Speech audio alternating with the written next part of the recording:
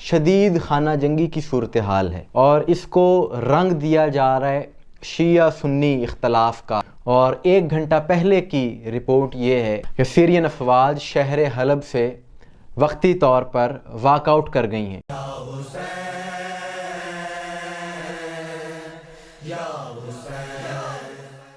بسم اللہ الرحمن الرحیم، السلام علیکم مومنین اکرام، امید ہے آپ سب خیر و عافیت سے ہوں گے۔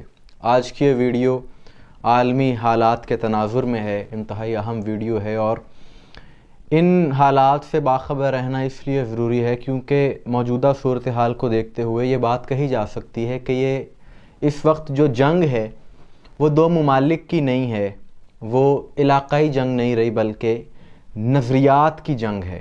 اسے نظریاتی جنگ کہا جا سکتا ہے اور وہ 2 نظریے ہیں، ایک حسینی نظریہ، ایک یزیدی نظریہ۔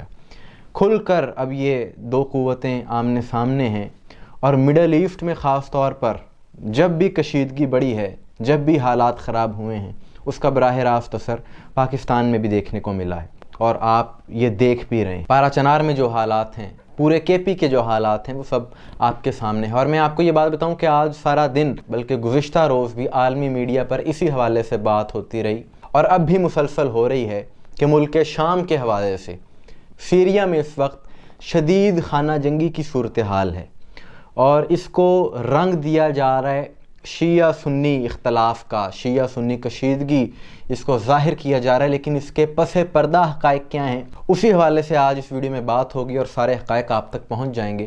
اور گزشتہ 72 گھنٹوں میں شام کے متعدد گاؤں اور شام کا شہر حلب، جسے الیپو سٹی بھی کہا جاتا ہے، اس پر تکفیری عناصر کی جانب سے، یزیدی عناصر کی جانب سے القاعدہ اور دولت اسلامیہ، ان شرپسند گروہوں نے قبضہ کر لیا ہے۔ اور یہی وہ گروہ ہیں جو تکفیری گروہ ہیں، جو یزیدی گروہ ہیں، جو اہل بیت کے بھی مخالف ہیں، منکر ہیں۔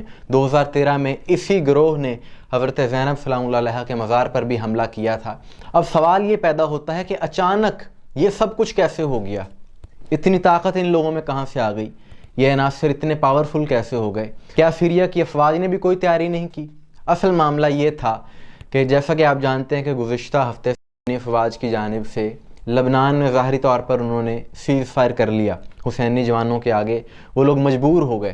وہاں پر یہ براہ راست کچھ نہ کر سکے تو اب انہوں نے بہت زیادہ فیسیلیٹیٹ کیا تکفیری گروہوں کو، القاعدہ کو، دولت اسلامیہ کو، اور ان کی فنڈنگ کی، انہیں ہر قسم کی سہولت فراہم کی، اسلحے کے ذریعے، ڈالرز کے ذریعے، اور شام میں یہ کارروائیاں شروع کروا دی۔ براہ راست انہوں نے اس لیے کچھ نہیں کیا کیونکہ پہلے ہی عالمی سطح پر وہ لوگ بڑے بدنام ہو چکے ہیں۔ اب نام ان کا نہیں آئے گا، اب براہ راست نام بھی ان کا نہیں آئے گا اور مسلمانوں کو آپس میں لڑوانے کی پوری تیاری ہو چکی۔ یاد رہے کہ یہ وہی عناصر ہیں کہ جنہوں نے پہلے بھی 2013 میں بھی وہاں پر بدامنی پھیلائی تھی، اور جیسا کہ میں نے بتایا کہ اس وقت انہوں نے حضرت زینب سلام اللہ علیہا کے مزار اقدس پر بھی حملہ کیا تھا۔ اور ان لوگوں کو مسلکی اعتبار سے نہ دیکھا جائے، انہیں اہل سنت نہ سمجھا جائے۔ اہل سنت تو محبان اہل بیت ہیں، یہ تکفیری ہیں، ان کا کوئی مسلک نہیں ہے۔ اور آج تقریباً 12 سال کے بعد ان اسلام دشمنوں نے اسلام دشمنوں کی ہی فنڈنگ پر اپنے آقاؤں کو خوش کرنے کے لیے یہ حملہ کیا ہے۔ اور اس وقت یعنی 30 نومبر 2024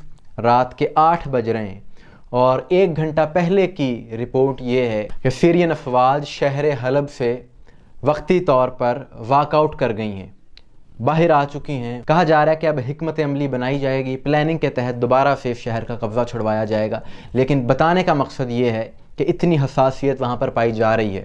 اور اب مزید کیا ہوگا کہ اس ساری صورتحال کو شیعہ سنی کنفلکٹ کے طور پر پیش کرنے کی کوشش کی جائے گی، جیسا کہ 12 سال پہلے ہوا تھا۔ یاد رہے کہ یہ لڑائی شیعہ اور سنی کی نہیں ہے، بلکہ یہ لڑائی تکفیری ذہن کی ہے اور حسینی مائنڈ سیٹ کی ہے۔ حسینی اور یزیدی بات وہی ہے، اور اب جب حسینی افواج اور سیرین آرمی ان کو ختم کرنے کے لیے، قبضہ چھڑوانے کے لیے ان پر حملہ کریں گے تو اس کو بھی فرقہ وارانہ رنگ کی صورت میں پیش کیا جائے گا، کیونکہ 2013 میں بھی یہی ہوا تھا اور اس کا آج تک یہی پروپیگنڈا کیا جاتا ہے کہ جی اہل سنت کا خون بہایا گیا تھا۔